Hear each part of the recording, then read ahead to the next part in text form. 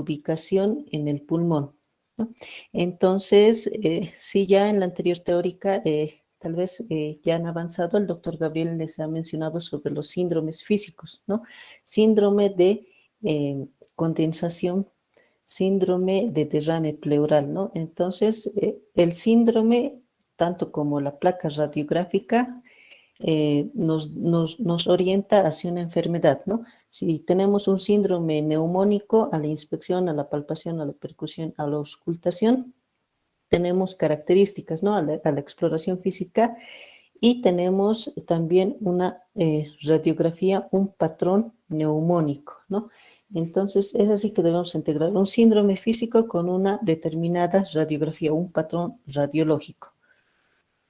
Bueno, como introducción, no hay que olvidar que hay muchas enfermedades broncopulmonares que nos pueden dar radiografías normales, ¿no? Entre estas están el asma, que la radiografía puede ser normal, pero estamos frente a una enfermedad respiratoria, ¿no? Ahora, existen patologías como la tuberculosis que nos puede dar un sinfín de imágenes radiológicas. Imágenes cavitarias, imágenes micronodulares, bilaterales, como la neumonía, la tuberculosis miliar, ¿no? Bueno, también la radiografía de tórax puede ser de poco valor en las bronquitis agudas, en la bronquitis crónica, en el asma bronquial, en las bronquiectasias, enfisema y en las neoplasias broncogénicas. ¿Por qué? Porque en las neoplasias broncogénicas la lesión va a estar en el bronquio, ¿no? Entonces, una placa radiográfica vamos a visualizar mejor el parénquima pulmonar y no así tan nítidamente los bronquios. Es por eso que si estamos frente a una neoplasia broncogénica de un bronquio, no nos va a dar una imagen patológica en la radiografía de tórax. Bueno, la técnica radiológica es otro factor que puede dificultar en la interpretación, ya sea que la radiografía esté muy penetrada, o sea, muy negra, o que la radiografía esté muy blanda o blanca. Y otro factor que nos dificulta la interpretación de la radiografía puede ser que la placa esté muy inspirada o expirada. Normalmente cuando toman una placa radiográfica se le pide al paciente tome aire, inspire, ¿no? Entonces es ahí donde se toma la radiografía, pero hay pacientes que no colaboran y no realizan la inspiración y la placa puede salir expirada, una radiografía expirada. Debemos recordar un recuerdo anatómico de la anatomía del pulmón, ¿no? Tanto del pulmón derecho como del pulmón izquierdo. Bueno, dentro de la anatomía del pulmón, lo más importante que debemos recordar es el pulmón derecho se divide en 3 lóbulos, lóbulo superior, lóbulo medio y lóbulo inferior, y a la vez está dividido por 2 cisuras, ¿no? La cisura menor y la cisura mayor. Otro dato importante es que el pulmón derecho tiene 10 segmentos, ¿no? 10 segmentos, segmentación bronquial, ¿no? Dentro de la segmentación bronquial, primero está, si recordamos la anatomía, ¿no? La tráquea, la carina, el bronquio principal derecho, y del bronquio principal derecho se divide en 2, ¿no? Uno, bronquio segmentario del lóbulo superior y el bronquio intermediario, y este bronquio intermediario va a dar origen al bronquio del lóbulo medio y al bronquio del lóbulo inferior, ¿no? Ahora, el bronquio del lóbulo superior se va a dividir en 3 segmentos, el segmento apical, el posterior y el anterior. El bronquio medio, ¿no? El medio del pulmón, del lóbulo medio, del lado derecho, se va a dividir en 2 segmentos, uno que va a ser lateral y otro medial. Y el bronquio segmentario inferior se va a dividir en 5 segmentos, se deben recordar por anatomía, ¿no? El superior o apical de Nelson, luego viene el medio basal, el anterobasal, el laterobasal y el posterobasal. En total son 10 segmentos. Eso debes recordar porque en la radiografía vamos a casi visualizar de la misma forma. Bueno, tenemos aquí una radiografía donde podemos observar el pulmón derecho. El pulmón derecho va a tener tres lóbulos, lóbulo superior, lóbulo medio y lóbulo inferior, dividido por las dos suturas, la sutura mayor, oblicua, y la sutura menor, la cisura menor, ¿no? La cisura menor. Entonces, estas cisuras, la cisura menor y la cisura mayor, van a delimitar, ¿no? El bronquio al lóbulo superior del pulmón derecho, como observamos en la imagen, y luego tenemos aquí delimitado el lóbulo medio del pulmón derecho.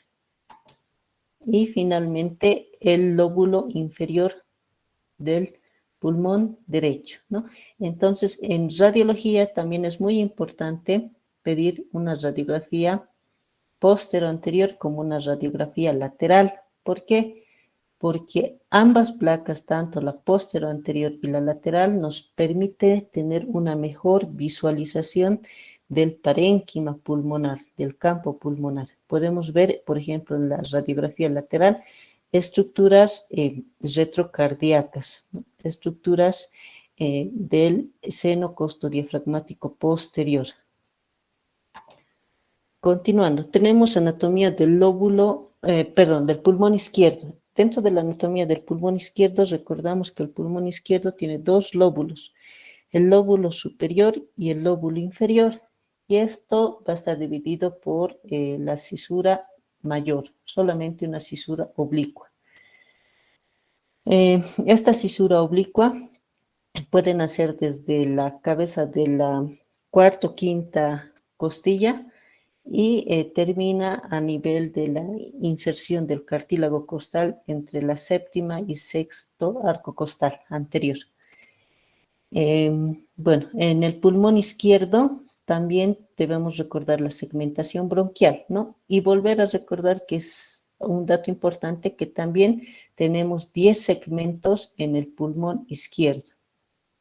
En la segmentación bronquial tenemos el bronquio principal izquierdo. Este se va a dividir en dos, en uno que es superior y otro que es inferior. El superior se va a dividir a la vez en dos, uno que es el tronco de la língula y otro que es el superior. El superior nos va a dar tres segmentos, el ápico posterior y el anterior. Y el segmento lingular nos va a dar dos segmentos, dos bronquios, ¿no? El lateral y el medial. Perdón, el superior y el inferior. Y finalmente el bronquio del lóbulo inferior, que nos va a dar 5 segmentos, ¿no? El anterobasal, el laterobasal, el posterobasal y el superior. Bueno. Continuando, entonces aquí vemos dentro de la anatomía del pulmón izquierdo que tenemos el lóbulo pulmonar superior izquierdo, ¿no? Todo este es el lóbulo pulmonar superior izquierdo. Estamos dividiendo por la cisura oblicua, cisura mayor, solo hay una cisura, y finalmente tenemos el lóbulo inferior izquierdo, lóbulo inferior izquierdo. ¿Cómo debemos describir una placa radiográfica normal? Bueno, para describir una placa radiográfica, he utilizado como referencia el libro de Felson, ¿no? Que nos habla de describir ciertas áreas de una radiografía, ¿no? Vamos a describir vía aérea, pulmón, pleura, silueta cardíaca, la parte ósea y algunas otras estructuras que se van complementando la radiografía. ¿Ya? Entonces, aquí tenemos una radiografía de tórax, donde primeramente vamos a describir la vía aérea. Entonces, si vemos aquí una columna de aire en la parte central, ¿no? Es la tráquea. Y esta tráquea va a dividirse en los bronquios, bronquio principal derecho, bronquio principal izquierdo. Y esta es la carina. Entonces, de la misma forma como hemos descrito anatomía, se puede visualizar en la placa radiográfica la columna de aire de la tráquea y de los bronquios. La segunda parte que debemos describir en las radiografías son los campos pulmonares, ¿no? Estos campos pulmonares van a estar delimitados por la pleura pulmonar, que es todo esto que está marcado en rojo. Entonces, la pleura pulmonar también debemos recordar dos segmentos bien importantes. El segmento cardiofrénico y el segmento costofrénico y el segmento cardiofrénico, ¿no? Costofrénico que está lateral y el segmento cardiofrénico que está cerca del corazón, por eso su nombre cardiofrénico. También en la parte pulmonar debemos mencionar que hay las dos cisuras, ¿no? La cisura menor y la cisura mayor. La cisura menor, que es de forma horizontal y que puede terminar entre el cuarto y quinto cartílago costal anterior, y es de forma horizontal. Y a veces en una radiografía se puede ver la cisura menor, ¿no? Una cisuritis, se puede observar, a veces no se ve. Y recordar también que en una radiografía podemos observar la cisura mayor, ¿no? Oblicua, como se ve en el lado derecho. En el lado derecho la cisura menor y la cisura mayor. Y en el lado izquierdo solamente una cisura, la cisura oblicua.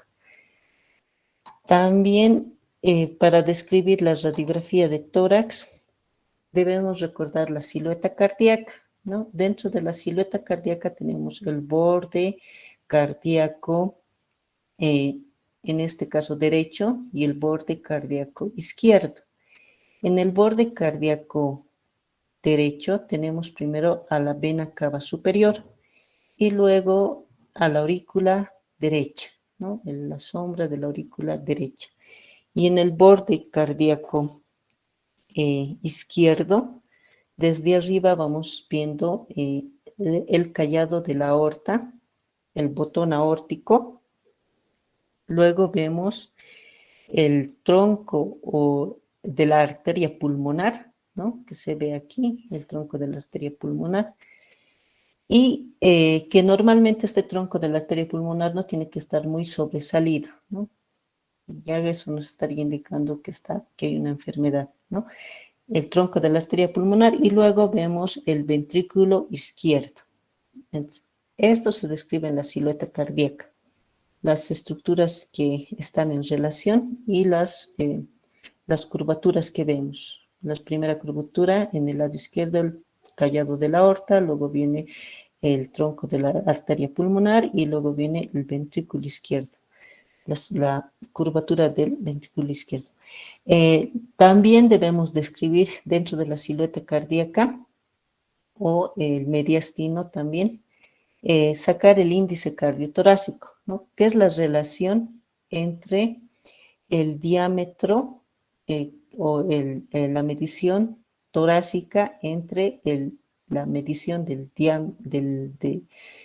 la silueta cardíaca, ¿no? Entonces, el índice cardiotorácico es DA sobre B, como ven en esta imagen, y normalmente es de 0.5 o 50%. Si es mayor, entonces estaríamos frente a una cardiomegalia.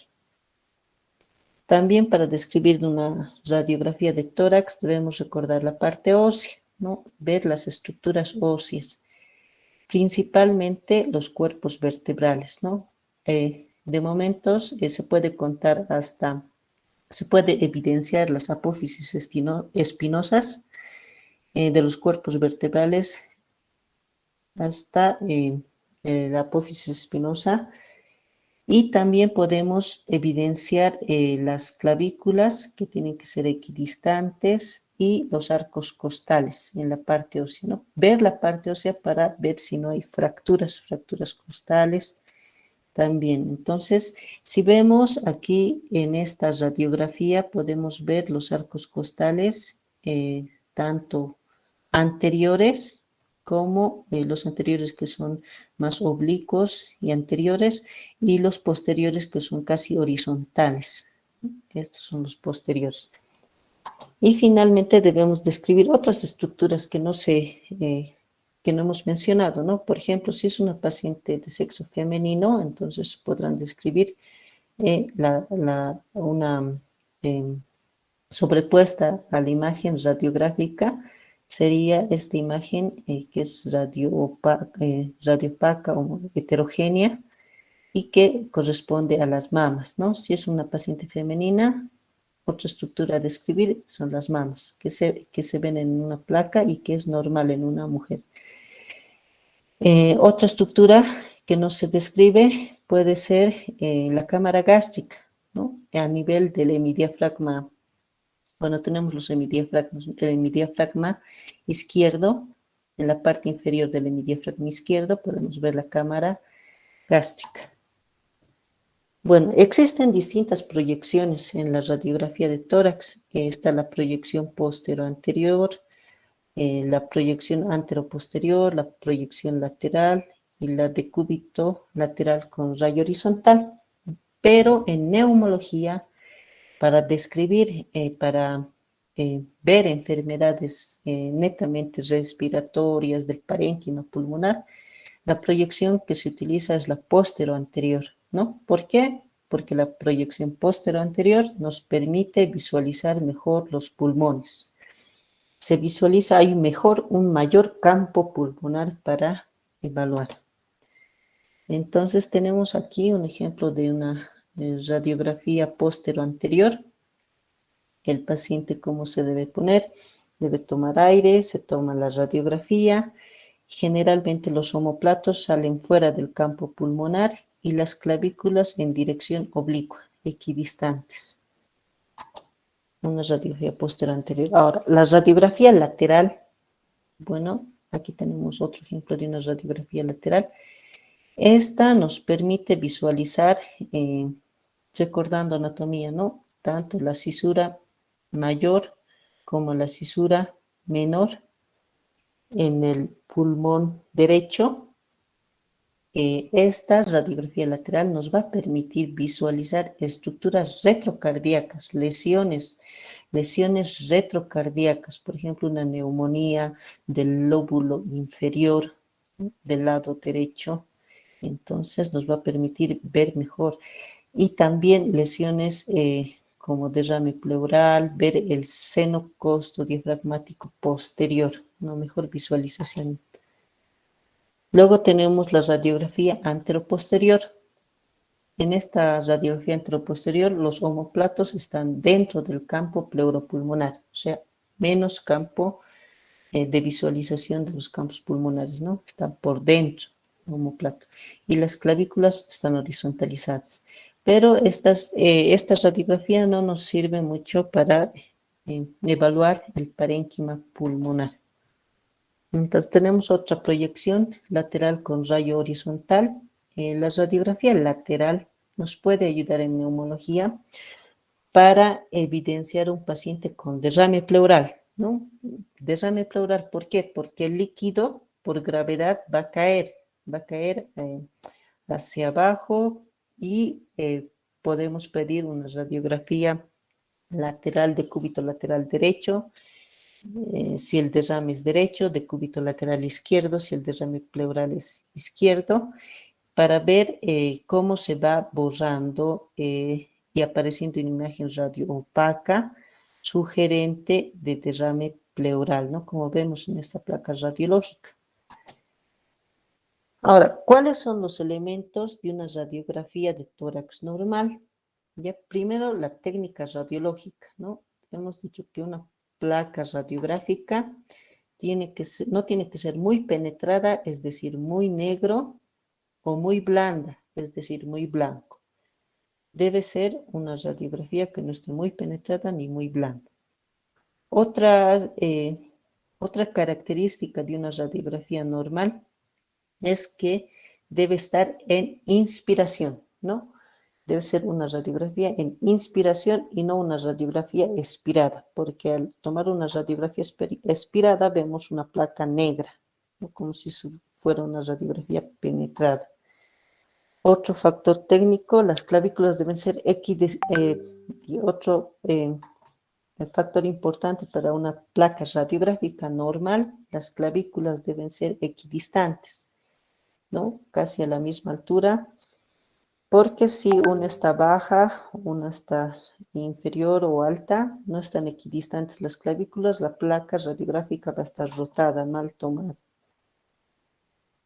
Otra característica para una radiografía de tórax normal es la posición y la morfología del diafragma, ¿no? Entonces recordemos que el hemidiafragma derecho en relación al hemidiafragma izquierdo, el hemidiafragma derecho va a ser elevado de 1.5 a 2 centímetros superior al hemidiafragma izquierdo. Esto se debe a que hay una estructura que es el hígado y que va a haber una elevación del hemidiafragma derecho y eso es normal, ¿no? Eso es una placa radiográfica normal. Otra característica de una placa radiográfica normal, que el mediastino debe ser central y las costillas, ¿no? Las costillas se debe contar entre por lo menos 6 arcos costales anteriores. Aquí vamos a contar, este es un arco costal anterior, 1, 2, 3, 4, 5, 6 arcos costales anteriores. Otros decían incluso 8, pero aquí tenemos 6 y entre 10 arcos costales posteriores. Entonces, esta sería la primera costilla. 1, 2, 3, 4, 5. Los arcos costales posteriores que son más horizontales. 7, 8, 9, 10. 10 arcos costales posteriores. Bueno, ahora, una vez que ya conocemos o hemos recordado la anatomía, las características de una radiografía normal, ¿no? También debemos recordar algo de las densidades radiológicas, ¿no? Lo que es blanco, lo conocemos como radio opaco, y lo que es negro, radio lúcido. Entonces, para describir los patrones radiológicos, debemos de saber diferenciar entre imágenes. Una imagen radio opaca, como vemos en esta placa radiográfica, una imagen radio opaca es, como hemos mencionado, radio opaco es blanco, ¿no? Es una imagen radio opaca, puede ser homogénea cuando es completamente blanco y heterogénea cuando es medio blanco, digamos algo de negro. Entonces tenemos una imagen radio opaca, homogénea o heterogénea con bordes mal definidos, ¿no? Además, otra característica del patrón neumónico es que tenga broncograma aéreo, ¿no? El broncograma aéreo es la visualización del aire que está contenido dentro del bronquio, ¿no? Una imagen radiopaca homogénea con broncograma aéreo. Los ilios pueden ser normales, los diafragmas son normales y no existe alteración de la cisura ni del mediastino. Entonces, ese es un patrón neumónico, ¿no? En este caso estamos viendo una radiografía con un patrón neumónico y podemos decir ya en ubicación que es del lóbulo medio, ¿no? Una radiografía, evidenciamos una radiografía con patrón neumónico en lóbulo medio, pero cuando les piden describir la radiografía se describe imagen radio opaca, homogénea o heterogénea con bordes mal definidos, con o sin broncograma aéreo, pero su característica de la neumonía que tenga broncograma aéreo. Lo demás es normal. Tenemos otro patrón radiológico, el patrón atelectásico, un patrón de atelectasia pulmonar. Entonces, este patrón atelectásico debemos recordar que tenemos, que la atelectasia es el pegamiento de las paredes alveolares, ¿no? Esta puede ser por inactivación de la sustancia tensoactiva, el surfactante. La atelectasia puede ser segmentaria, subsegmentaria, lobar. La atelectasia puede ser por taponamiento de un tapón mucoso, ¿no? Una atelectasia también puede ser por compresión, una atelectasia obstructiva por tapón mucoso. En este caso, en la atelectasia tenemos signos radiológicos directos y signos radiológicos indirectos de la atelectasia. Dentro de los directos, que siempre se les pregunta cuáles son los signos radiológicos directos de una atelectasia, como vemos aquí, imagen radiopaca homogénea, con bordes bien delimitados. No existe broncograma aéreo y puede haber una tracción de la cisura hacia el lado de la atelectasia. Entonces, podríamos decir en esta radiografía que la cisura menor está siendo traccionada, ¿no? Entonces, tracción de la cisura hacia el lado de la atelectasia. Y hay signos indirectos de la atelectasia. ¿Cuáles son? Tracción del mediastino hacia el lado de la atelectasia. También se llama tracción del mediastino ipsilateral. Ipsi es al mismo lado, ¿no?, de la atelectasia. Elevación del hemidiafragma ipsilateral, o sea, donde hay la atelectasia, elevación del hemidiafragma ipsilateral hacia el lado de la atelectasia. Puede haber un pinzamiento costal, disminución de los espacios intercostales, a eso se refiere con pinzamiento intercostal.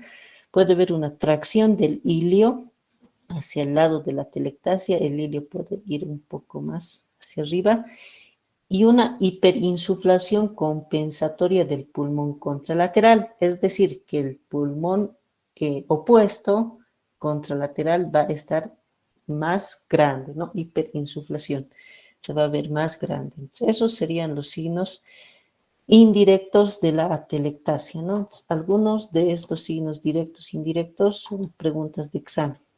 Bueno, aquí tenemos la misma radiografía, una imagen radiopaca, homogénea, sin broncograma aéreo, puede haber pinzamiento costal, puede haber tracción de la cisura hacia el lado de la atelectasia, tracción del mediastino hacia el lado de la atelectasia y una hiperinsuflación compensatoria del pulmón contralateral. Tenemos otro patrón radiológico de derrame pleural. Entonces, el derrame pleural, como podemos recordar, es la presencia de líquido entre ambas pleuras pulmonares, ¿no? Entre la pleura parietal, pleura visceral, se acumula de líquido y se va llamando derrame pleural. Derrame pleural, normalmente tenemos líquido pleural en el pulmón, sí, normalmente es de 0.5, 1 a 2 mililitros por kilogramo de peso, ¿no? Es decir, si tenemos un paciente con 60 kilos, 60 ml de líquido pleural es lo normal, hasta 120 es lo normal, sí. Ahora, si tiene más de 120, si tiene más líquido pleural de lo normal, se llama derrame pleural. Entonces, el patrón de derrame pleural se encuentra en ciertas patologías también, ¿no? Un derrame pleural tuberculoso, un derrame pleural neumónico, un derrame pleural maligno, neoplásico. Ya hay derrame pleural de varias enfermedades, conectivopatías, derrame pleural en artritis reumatoide, derrame pleural en lupus eritematoso sistémico, ¿ya? Entonces, el patrón radiológico de un derrame pleural vamos a describir como una imagen radiopaca, homogénea, sin broncograma aéreo, pero que de característica borra el seno costodiafragmático, ¿no? Dependiendo de la cantidad del derrame pleural, si el derrame pleural es moderado o masivo, puede haber un desplazamiento del mediastino hacia el lado contralateral. Es decir, se acumula de líquido y empuja al mediastino hacia el lado contralateral. Entonces, como vemos aquí en la imagen, también en el signo radiológico del derrame pleural, puede ver una imagen en menisco de concavidad superior hacia arriba y hacia adentro, ¿no?, del derrame pleural.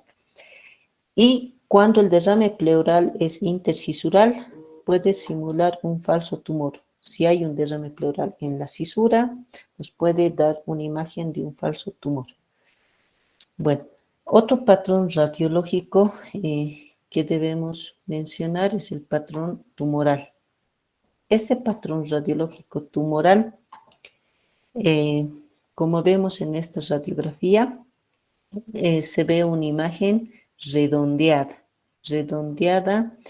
imagen radioopaca, homogénea, redondeada, con bordes bien definidos o mal definidos, puede tener una localización central o periférica, y entre los signos de un patrón tumoral también está el signo del sol naciente, ¿no?, que es esta misma imagen, pero que tiene además espículas es como un sol naciente.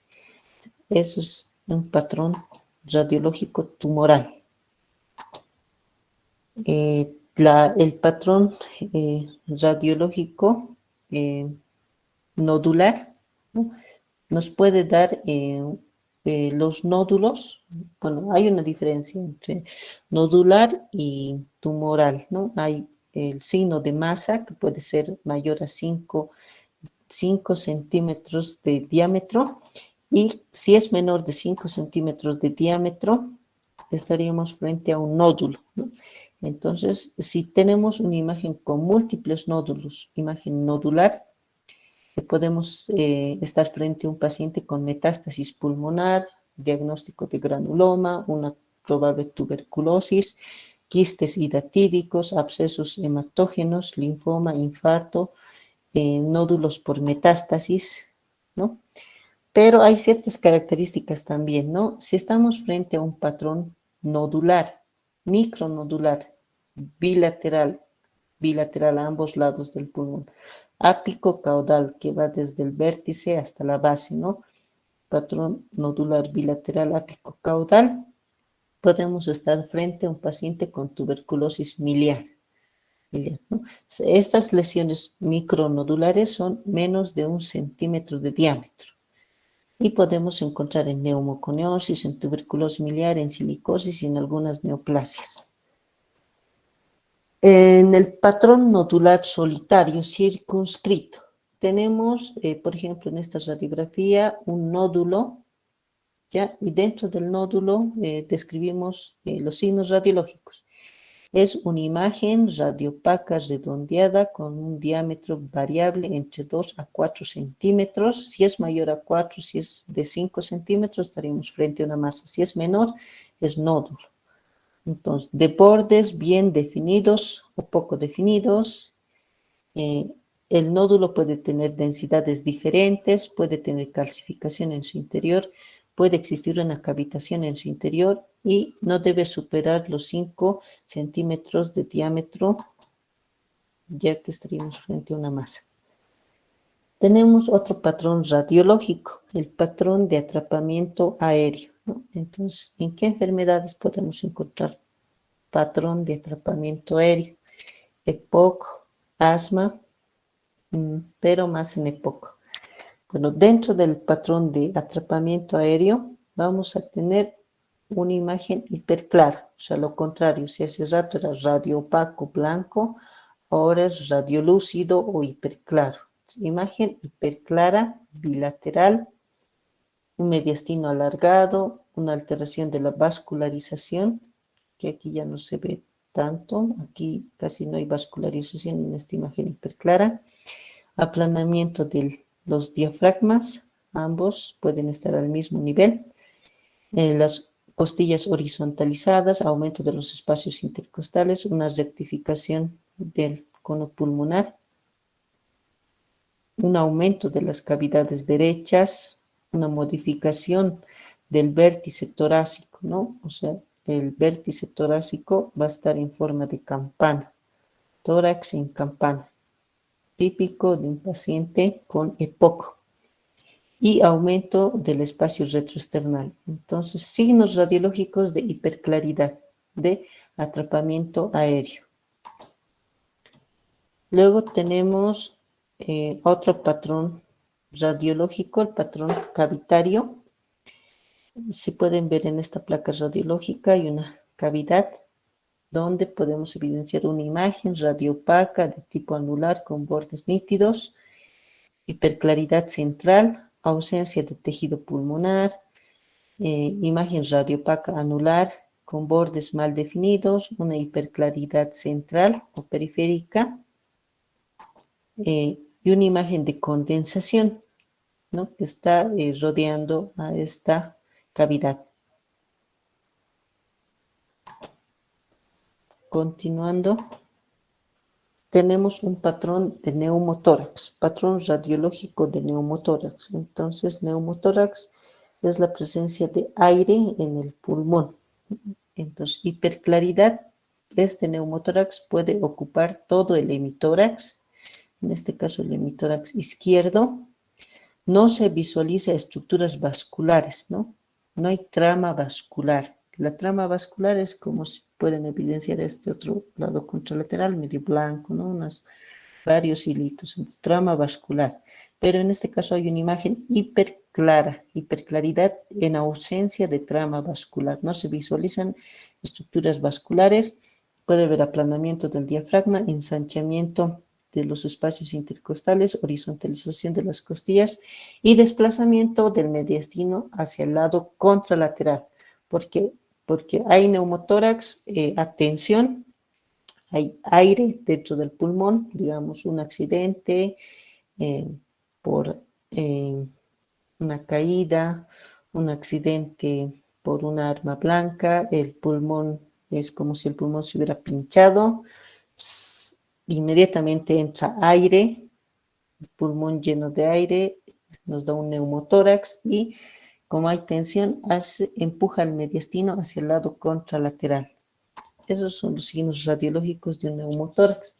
También tenemos otros patrones radiológicos como el patrón mixto, en el que hay un hidroneumotórax, es decir, la presencia de derrame pleural, líquido pleural y aire, hidroneumotórax, líquido y aire dentro del pulmón. Característico del patrón mixto, patrón de hidroneumotórax, es el nivel hidroaéreo, ¿no? Este nivel que pueden ver en esta placa radiográfica. ¿Cómo describimos este patrón mixto? La lesión se encuentra en la cavidad pleural. Existe nivel hídrico, como pueden observar.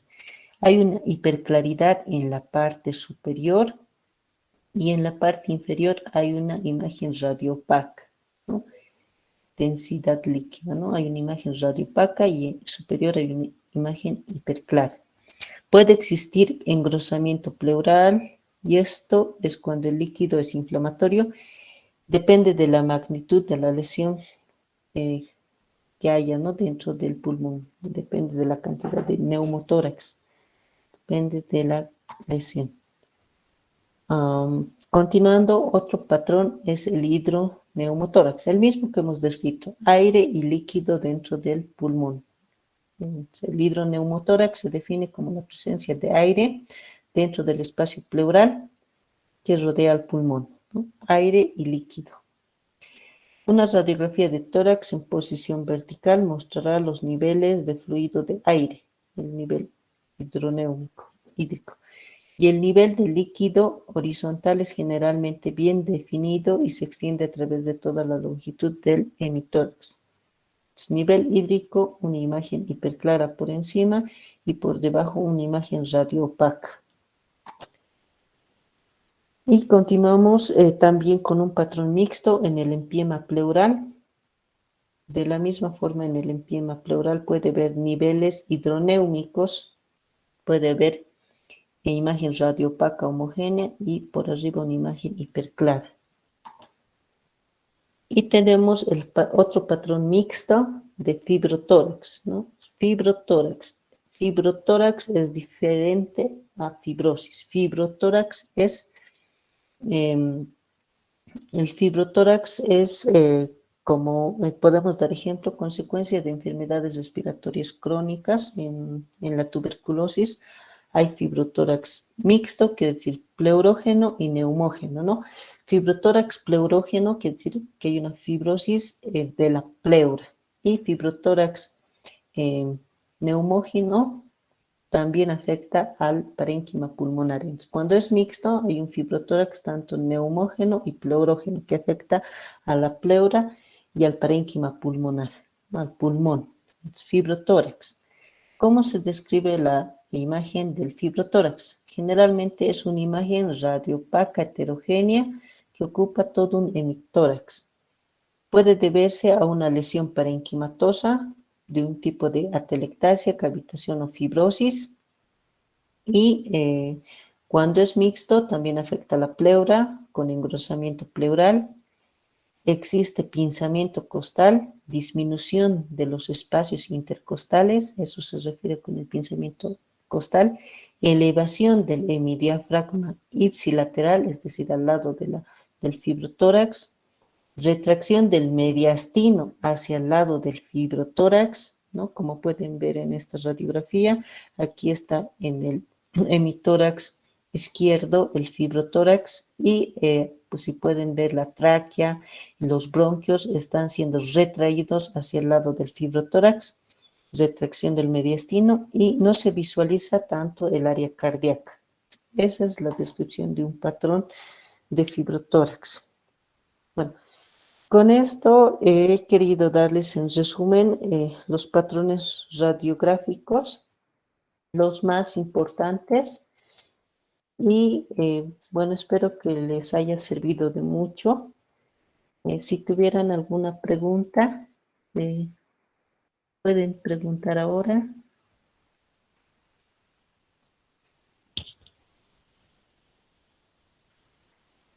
Bueno, entonces que tengan muy buenas tardes. Doctora, buenas tardes. Disculpe, ¿podría volver a explicar el patrón millar, por favor? Miliar de tuberculosis, ¿no? Sí, doctora, por favor. Ok, aquí estamos. Entonces tenemos un momentito.